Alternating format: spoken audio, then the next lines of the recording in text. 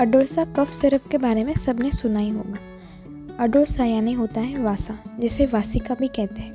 इसे सीहा से भी कहा जाता है क्योंकि इसके फ्लावर्स लायन के मुख जैसे दिखते हैं। Latin name Adhatoda वासिका।